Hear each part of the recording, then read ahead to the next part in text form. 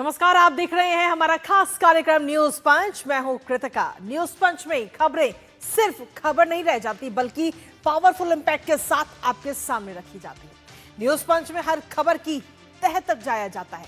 यहाँ प्रेजेंटेशन का मिलता है एक अलग ही अंदाज, फिर चाहे वो खबर देश की हो, दुनिया की हो, राजनीति हो या अर्थव्यवस्था या फिर आम आदमी से जुड़ी। खबर से जुड़े हर पहलू को पहुंचाने के साथ साथ ग्राउंड पर मौजूद अपने रिपोर्टर से भी जानते हैं खबर से जुड़ा हुआ एक एक अपडेट। तो चलिए शुरुआत करते हैं न्यूज पंच की प्रमुख खबरों के साथ और सबसे पहले नजर डालते हैं टॉप लाइन्स पर। और टॉप लाइन से जरिए सबसे पहली और प्रमुख खबर आपको बता दें आज न्यूज पंच में जिसकी हम करेंगे बात, वो है पश्चिम बंगाल से जुड़ी, जहां घबराहट में है इस वक्त ममता बनर्जी। जी हाँ, सीधे तौर पर अगर हम देखें तो ममता बनर्जी आज नामांकन तो उन्होंने किया ही, लेकिन नामांकन के बाद में उन्होंने एक ऐसा बयान दिया जिसको लेकर तमाम सवाल खड़े हो रहे हैं, क्योंकि एक बार फिर से उन्होंने कोर्ट का रुख करने की बात कही गई है कि वो एक बार फिर से सुप्रीम कोर्ट का दरवाजा खटखटाएंगी। दरअसल सीधे तौर पर हम देखें तो कई सारे आरोप प्रत्यारोप का जो दौर है वो लगातार जारी है पश्चिम बंगाल में। और जब मतदान सर पर है, क्योंकि 23 और 29 दो चरणों में पश्चिम बंगाल में मतदान होना है, और ऐसे में ममता बनर्जी लोगों तक पहुंचने की बजाय कोर्ट का दरवाजा खटखटाते हुए नजर आती है। बताएंगे इस खबर के बारे में भी, लेकिन इसके साथ ही जो दूसरी प्रमुख खबर है वो है मुद्रा योजना से जुड़ी। जी हाँ, प्रधानमंत्री मुद्रा योजना, जिसकी शुरुआत आज से ठीक 11 साल पहले 2015 में की गई थी। और इस मुद्रा योजना से किस तरीके से आम लोगों को आत्मनिर्भर इस योजना ने बनाया है और लोन दिया है, लोगों की मदद करी है और साथ ही देश की जो अर्थव्यवस्था है उसका सहारा बनी है। बताएंगे इस खबर के बारे में भी विस्तार से आपको। तो चलिए शुरुआत करते हैं पहली और प्रमुख खबर के साथ।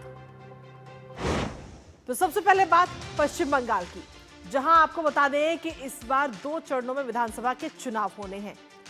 और 2 चरणों में विधानसभा के जब चुनाव होंगे तो उससे पहले ही पश्चिम बंगाल की जो राजनीति है वो इस वक्त लगातार गर्माती हुई नजर आ रही है। एक एक करके कई सारे बयान सामने आ रहे हैं, लेकिन उसके बाद में जहां 23 और 29 तारीख को मतदान होना है, लेकिन सियासत है जो खत्म होने का नाम नहीं ले रही। मतदान की तारीख की अगर बात करें तो 2 चरणों में इस बार मतदान होना है पश्चिम बंगाल के अंदर, 23 तारीख और 29 तारीख को, जिसके बाद में नतीजे आएंगे 4 तारीख को। ऐसे में ममता बनर्जी आज नामांकन करती हुई तो नजर आई अपनी सीट भवानीपुर से, लेकिन इसके साथ ही नामांकन के बाद उन्होंने ऐसा बयान दिया जिसको लेकर तमाम सवाल खड़े हो रहे हैं, क्योंकि टीएमसी अभी भी आरोप प्रत्यारोप की राजनीति में ही फंसी हुई है। ममता बनर्जी फिर से कोर्ट का दरवाजा खटखटाने की बात कह रही है और अभी भी चुनाव आयोग पर आरोप लगा रही है, जिसको लेकर चुनाव आयोग और टीएमसी आमने सामने भी है। ऐसे में चुनाव आयोग ने टीएमसी को 2 टूक जवाब भी दे दिया। तो वहीं दूसरी ओर अभिषेक बनर्जी फिर से विवादों में है अपने बयानों को लेकर, अब शब्दों को लेकर, जिस पर भारतीय जनता पार्टी हमलावर है और शिकायत भी की है। कुल मिलाकर पश्चिम बंगाल में राजनीतिक माहौल बेहद गर्म है। जानेंगे लेटेस्ट अपडेट अपने सहयोगी सौरभ दत्ता से। उससे पहले आपको दिखाते हैं आज की तस्वीर, जब ममता बनर्जी ने भवानीपुर सीट से नामांकन किया है। तो ये 2 तस्वीरें इस वक्त आपको दिखा रहे हैं। भवानीपुर सीट से नामांकन दाखिल करती हुई आज प्रदेश की मुख्यमंत्री ममता बनर्जी नजर आई। टीएमसी का शक्ति प्रदर्शन भी इस दौरान देखने को मिला है। दिग्गज नेताओं का जमावड़ा इस दौरान वहां पर देखने को मिला, क्योंकि भवानीपुर की अगर हम बात करें तो ममता बनर्जी का गढ़ इसे माना जाता है। लगातार इस सीट से वो चुनाव लड़ती रही हैं और एक बार फिर से इसी सीट से उन्होंने नामांकन या यूं कहें कि पर्चा भरती हुई नजर आई है। लेकिन पर्चा भरने के बाद में उन्होंने एक ऐलान किया जिसको लेकर कई तरीके की अब बातें नजर आती है। ममता बनर्जी ने पर्चा भरा है भवानीपुर सीट से और अपना नामांकन दाखिल करती हुई नजर आई। इसके साथ ही टीएमसी का शक्ति प्रदर्शन भी हमें आज देखने को मिला है, क्योंकि कई सारे दिग्गज नेता जो टीएमसी के हैं उनका जमावड़ा यहां पर रहा था। कार्यकर्ताओं की काफी भीड़ भी देखने को मिली और इसके साथ ही शुभेंदु अधिकारी को उन्होंने चुनौती भी दी है। दरअसल आपको बता दें कि भारतीय जनता पार्टी की तरफ से चुनावी मैदान में शुभेंदु अधिकारी हैं, जिन्हें इस बार टिकट दिया गया भवानीपुर सीट से। और ऐसे में भवानीपुर सीट जो है जिस पर इस समय हर किसी की नजर, क्योंकि इस पर सीधी टक्कर है इन 2 नेताओं के बीच, ममता बनर्जी एक तरफ और दूसरी तरफ शुभेंदु अधिकारी। लेकिन इन तस्वीरों के बाद में एक बयान ममता बनर्जी का सामने आया है और वो बयान क्या है वो भी आपको बता देते हैं। दरअसल उन्होंने सीधे तौर पर न्याय के लिए फिर से सुप्रीम कोर्ट का रुख करने की बात ममता बनर्जी ने करी है। उन्होंने कहा है कि पहले चरण में सिर्फ 2 हफ्ते बाकी हैं ऐसे में, और ममता सीधे तौर पर अगर हम देखें तो मतदान से पहले सुप्रीम कोर्ट एक बार फिर से ममता बनर्जी पहुंचती हुई नजर आएंगी। दरअसल 27 लाख वोटर हटाए जाने का जो पूरा विवाद है, जो एसआईआर प्रक्रिया हुई, उसको लेकर उनकी नाराजगी जग जाहिर है, क्योंकि जब से एसआईआर की प्रक्रिया शुरू हुई है तभी से वो उसका विरोध कर रही हैं। इससे पहले भी कोर्ट का दरवाजा खटखटा चुकी हैं, लेकिन अब एक बार फिर से जब फाइनल वोटर लिस्ट बनकर निकलकर सामने आई है तो 27 लाख वोटर हटाए गए, जिसको लेकर अब वो कोर्ट का दरवाजा खटखटाने की बात कर रही है। वो कह रही है कि हम कोर्ट का रुख करेंगे कि आखिर हर एक व्यक्ति को मतदान करने की जो अधिकार है वो दिया जाए, और इसके साथ ही जो इन लोगों को हटाया गया है उन सभी को वोट का अधिकार मिले।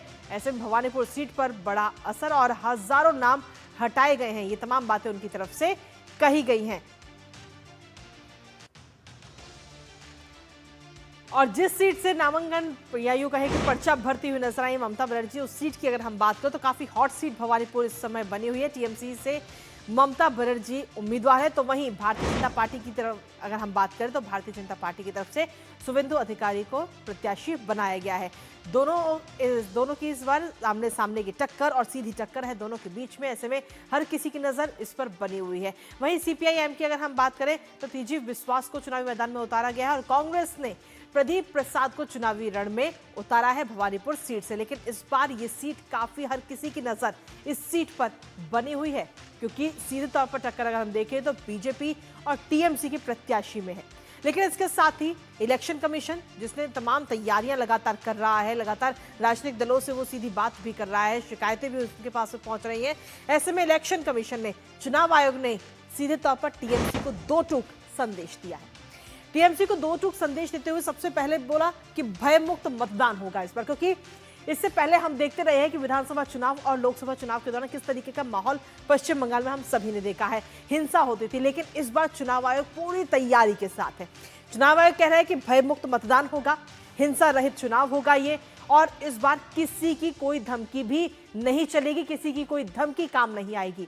लालच और प्रलोभन पर भी सीधे तौर पर रोक रहेगी। ये तमाम बातें चुनाव आयोग की तरफ से कही गई है। साथ ही चुनाव आयोग ने यह भी कहा कि जो फर्जी वोटिंग है वो भी नहीं होगी, बूथ जैमिंग नहीं होगी और सोर्स जैमिंग पर भी सख्ती है। तो ये एक संकेत या यूं कहें कि 2 टूक मैसेज टीएमसी को इस बार चुनाव आयोग देता हुआ नजर आया है, क्योंकि इससे पहले विधानसभा चुनाव की बात कर ले हम या फिर लोकसभा चुनाव की बात, हर एक में इस तरीके की तस्वीरें हमें देखने को मिली है।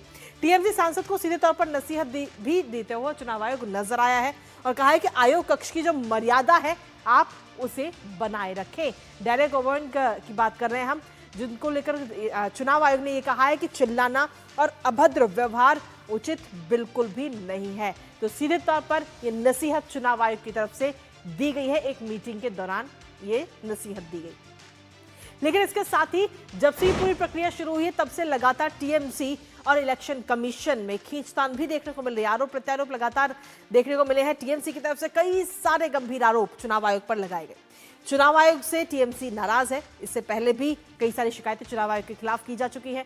डायरेक्ट गवर्नमेंट की तरफ से बड़ा आरोप लगाया गया है इस महत्वपूर्ण और बड़ी मीटिंग के बाद में, और ये कहा गया डायरेक्ट गवर्नमेंट की तरफ से कि जो मीटिंग हुई उस मीटिंग में सीईसी ने हमारी बात को सुना ही नहीं, उनका जो व्यवहार था वो उचित नहीं था। इसके साथ ही उन्होंने ये भी कहा कि मात्र 7 मिनट के बाद ही बाहर निकलने के लिए कह दिया गया। 9 पत्र थे, 9 पत्रों का उन्हें कोई जवाब नहीं मिला है। इलेक्शन, हालांकि इस पूरे मामले को लेकर इलेक्शन कमीशन ने सभी आरोप खारिज कर दिए हैं। दरअसल इससे पहले भी हम देख चुके हैं कि कई बार चुनाव आयोग के ऊपर और एसआईआर को लेकर के खासतौर पर गंभीर आरोप टीएमसी की तरफ से लगाए जा चुके हैं और अब एक बार फिर से इस तरीके के आरोप लगाए गए हैं। लेकिन इसके साथ ही एक बयान सामने आया अभिषेक बनर्जी का, और उनके इस बयान को लेकर काफी भारतीय जनता पार्टी हमलावर है और साथ ही चुनाव आयोग से शिकायत भी की है। ये विवादित बयान उनकी तरफ से दिया गया और इसके साथ ही बीजेपी का कहना है कि आदर्श आचार संहिता का उल्लंघन है अभिषेक बनर्जी द्वारा दिया गया ये बयान। दरअसल पश्चिम बंगाल के रैना में उन्होंने ये विवादित बयान दिया और सीधे तौर पर भारतीय जनता पार्टी को उन्होंने अपने इस बयान में टारगेट किया और बीजेपी के खिलाफ हिंसात्मक भाषा का इस्तेमाल अभिषेक बनर्जी करते हुए नजर आए। उन्होंने बयान स्वतंत्र, निष्पक्ष और चुनाव भावना के खिलाफ दिया है, क्योंकि हम सभी जानते हैं कि आदर्श आचार संहिता लगी हुई है और ऐसे में आप इस तरीके का बयान नहीं दे सकते हैं। इसके साथ ही बीजेपी ने आयोग से इस पूरे मामले को लेकर तत्काल हस्तक्षेप की भी मांग की है। अब आपको सुनाते हैं कि आखिर अभिषेक बनर्जी का ये भड़काऊ बयान या यूं कहे कि विवादित बोल। একবারে উত্তর থেকে জঙ্গলমহল যেখানেই ভোট হবে সবাই বিজেপির মাথা ঘাড় হাত পা ভাঙবে। আর দ্বিতীয় দফায় পূর্ব বর্ধমান আর আমাদের দক্ষিণ 24 পরগনা, হাওড়া, হুগলি, কলকাতায় আমরা ঘাড় আর মেরুদণ্ডটা ভেঙে এদের ভোকাট্টা করে বলো হরি হরি বল, বহিরাগতদের খাটে তোল বলে বিদায় দেবো। तो ये बयान बंगाली में था, लेकिन उसके बावजूद भी हमने इसको हिंदी में ट्रांसलेट करके आपको बताया कि किस तरीके से ये विवादित बोल और बीजेपी के खिलाफ ये भड़काऊ बयान दिया गया अभिषेक बनर्जी की तरफ से। हमारे साथ हमारे सहयोगी सौरभ दत्ता इस वक्त जुड़ गए हैं, सीधा उनका रुख करेंगे ताजा अपडेट के लिए। सौरभ, सबसे पहले बात करेंगे ममता बनर्जी की, जिन्होंने आज नामांकन किया भवानीपुर सीट से, शक्ति प्रदर्शन करती हुई नजर आए। टीएमसी के कई सारे बड़े नेता भी इस दौरान वहां पर नजर आए, लेकिन इस शक्ति प्रदर्शन या यूं कहें कि नामांकन के बाद में जो बयान ममता बनर्जी ने दिया, वो इस वक्त कहीं ना कहीं सवाल उस पर उठ रहे हैं कि जहां एक तरफ ममता बनर्जी को तैयारी करनी चाहिए चुनावों के लिए और मतदान के लिए, लोगों के बीच में जाना चाहिए, मतदाताओं को सुनना चाहिए, ऐसे में वो कोर्ट जाने की बात कर रही हैं। देखिए, 2 हफ्ते बाकी है, 2 हफ्ते के बाद यहाँ पे पहले चरण की चुनाव है और 2 हफ्ते पहले जहां पर आमतौर पर क्या देखा जाता है कि नेता लोग जनता के बीच जाते हैं, भाषण देते हैं, क्या क्या किए हैं 15 साल में उसका खतियान देते हैं, और अगर विपक्ष कुछ कहता है या फिर पक्ष कुछ कहता है तो उसका काउंटर नैरेटिव तैयार करते हैं। यही है भारत का चुनाव। लेकिन बंगाल के चुनाव में इस बार देखा जा रहा है कि 2 हफ्ते बाकी है, लेकिन अब भी कोर्ट का दरवाजा खटखटाना चाहती है तृणमूल, और इसी पे सवाल उठ रहा है इस बार टीएमसी चुनाव किसके खिलाफ लड़ रही है। पहले चुनाव उन्होंने लड़ना शुरू किया था चुनाव आयोग के खिलाफ, एसआर को लेकर लगातार। इतने तो उन्होंने बीजेपी को भी काउंटर नहीं किया, पूरे 2 महीने में जितना चुनाव आयोग को काउंटर किया है। और उसके बाद हो गया अदालत के खिलाफ, क्योंकि आज अगर आप कह रही है कि आप न्याय मांगने फिर से सुप्रीम कोर्ट जाएंगी, तो आप किसके खिलाफ न्याय मांगेंगी कृतिका? ये जो 27 लाख नाम काटे हैं, ये किसने काटे हैं? ये जुडिशियल ऑफिसर्स ने काटे हैं। उनको किसने अपॉइंट किया था? सुप्रीम कोर्ट ने अपॉइंट किया था। क्यों अपॉइंट किया था? क्योंकि ममता बनर्जी गई थी और कही थी कि चुनाव आयोग के ऊपर उनको विश्वास नहीं है, ट्रस्ट डेफिसिट है। तो उसके लिए जो जुडिशियल ऑफिसर्स जो लिस्ट तैयार करके दिए है, अब उसको देखकर ममता बनर्जी कह रही है कि चुन कर इनसे एक विशेष समुदाय के नाम काटे गए। अभी वो कह रही है कि वो न्याय मांगने जाएंगी। कैसे फ्रीज हो सकता है 6 तारीख? अगर चुनाव के पहले कुछ नियम है, उस नियम के अनुसार ही पहली चरण जहां 23 अप्रैल है, तो उसके पहले 6 अप्रैल को वोटर लिस्ट फ्रीज हुआ है, और जैसे 29 अप्रैल को दूसरी चरण है, तो 9 अप्रैल को दूसरे चरण का फ्रीज होगा। लेकिन ममता बनर्जी के ये विपक्ष का कहना है असल में ये जो 27 लाख है, ये मुर्शिदाबाद, मालदा, उत्तर दिनाजपुर, 2 24 परगना में ज्यादा काटे हैं, जहां पे 2021 में तृणमूल के बहुत अच्छे रिजल्ट्स थे। उत्तर दिनाजपुर 9 सीटों में से 7 मिला था, मुर्शिदाबाद 22 में से 20, उत्तर 24 परगना में मिलाकर 64 सीटों में से 58। तो मानो कि आप वो तो बोर्ड एग्जाम के हिसाब से वो डिस्टिंक्शन से पास हुई थी, रैंक किए थे, और अब उनका जो रैंक था, जिन वोटर्स जो सवाल उस पर, जो क्वेश्चन पेपर्स उस पर आए थे, अब क्वेश्चन पेपर्स और सिलेबस थोड़ा बदल गया है। तो नए सिलेबस को लेकर बार बार तृणमूल अपनी नाराजगी जाता रही है। वो कह रही है कि हमें पुराने सिलेबस में ही एग्जाम देना है, और चुनाव आयोग का कहना है कि इस बार नया सिलेबस ही जारी होगा। लेकिन इस बार सौरभ, अगर हम देखें तो इसके साथ ही डेरेन ओब्रायन की तरफ से भी कई सारी बातें कही गई जब ये मीटिंग हुई चुनाव आयोग के साथ। हालांकि इस मीटिंग के बाद ही चुनाव आयोग की तरफ से भी सीधा और 2 टूक मैसेज दिया गया कि इस बार का जो चुनाव है वो भय रहित होगा, हिंसा मुक्त होगा, ये तमाम बातें कही गई। देखिए, टीएमसी का जो डेलीगेशन है वो आप स्टेट में यहाँ पे सीओ ऑफिस भी मान लीजिए, या फिर दिल्ली में सीसी गणेश कुमार से भेंट, मुद्दा एक ही है उनका। क्यों इतने सारे ऑफिसर्स को तबादला किया गया? क्यों ट्राइब्यूनल का निष्पत्ति कब होगा? जो सारे सवाल सुप्रीम कोर्ट तय कर रही है। ये जो कैसे ये ट्राइब्यूनल काम करेगी, इसका तो एसओपी सुप्रीम कोर्ट के गाइडलाइन में चीफ जस्टिस ने 3 सदस्य का मेंबर कमिटी ने फॉर्म कर दिया, और वो एक कॉमन एसओपी तैयार करेंगे। और सुप्रीम कोर्ट में ये सवाल उठा था कृतिका कि अगर 27 जो विवादित नाम कट जाएंगे, जिनको आयोग पाएंगे ये जुडिशियल ऑफिसर्स, अगर फिर वो अप्लाई कर सकते, तो अगर वो ट्राइब्यूनल में जाए तो तब तक अगर चुनाव चला आएगा तो क्या होगा। तो सुप्रीम कोर्ट ने जज ने उस पर ऑब्जर्वेशन में टिप्पणी किया था कि अगर एक वोट वो नहीं दे पाते तो क्या हो जाता है। बिल्कुल उसको लेकर लेकिन टीएमसी चाहती है कि ये 27 लाख जो वोट्स है, जो मुर्शिदाबाद के वोटर्स है, जो बांग्लादेश एडजेसेंट कॉन्स्टिट्यूएंसी के वोटर्स है, जो मालदा के वोटर्स है, जो उत्तर दिनाजपुर के वोटर्स है, ये जो सारे तृणमूल के जो वोट बैंक वो मान रहे हैं, उनको वोट बैंक को लेकर ही वो इलेक्शन में जाना चाहती है। और आज मैं आखिर में खत्म करूंगा कि भवानीपुर से जाते ही टीएमसी ममता बनर्जी ने एक पहली रैली की है हुगली डिस्ट्रिक्ट के आरामबाग में, और उनको आज ये कहना पड़ रहा है 15 साल के बाद अपने वर्कर्स को कि आप लोगों की बात क्यों नहीं सुन रहे हैं। आप लोग अगर आपको 10 बातें बताते हैं, अगर मैं सुन सकता हूं तो आप क्यों नहीं सुन सकते। और इसके चलते उनका घोषणा है कि 294 सीटों में मैं ही कैंडिडेट हूं और कोई कैंडिडेट नहीं हो। तो एक तरह से उन्होंने पूरा अपना स्टेक लगा दिया है। बिल्कुल, चलिए बहुत बहुत शुक्रिया सौरभ, तमाम जानकारी हमारे साथ साझा करने के लिए इस महत्वपूर्ण खबर से जुड़ी हुई।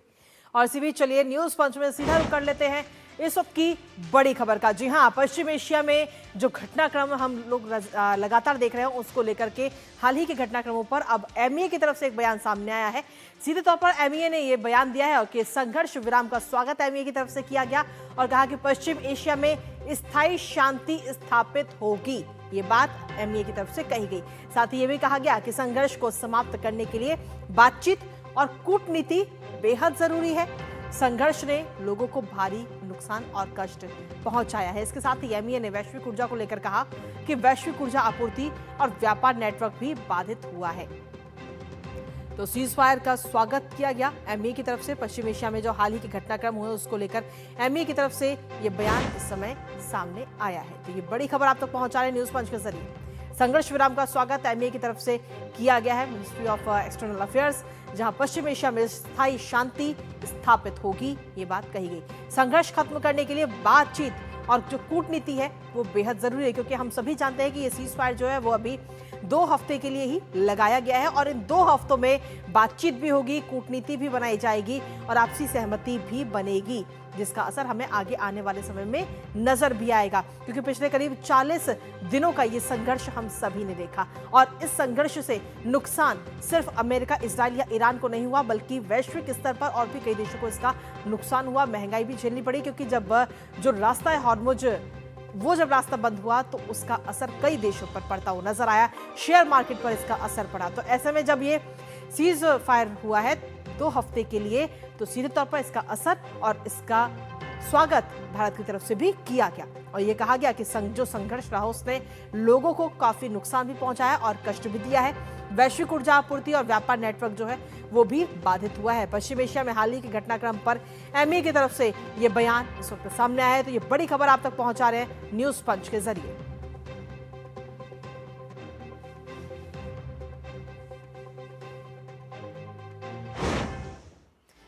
और चलिए न्यूज पंच में आगे बढ़ते हैं और अब बात करते हैं सरकार की एक ऐसी योजना के बारे में जिसने देश की अर्थव्यवस्था में बड़ा योगदान दिया।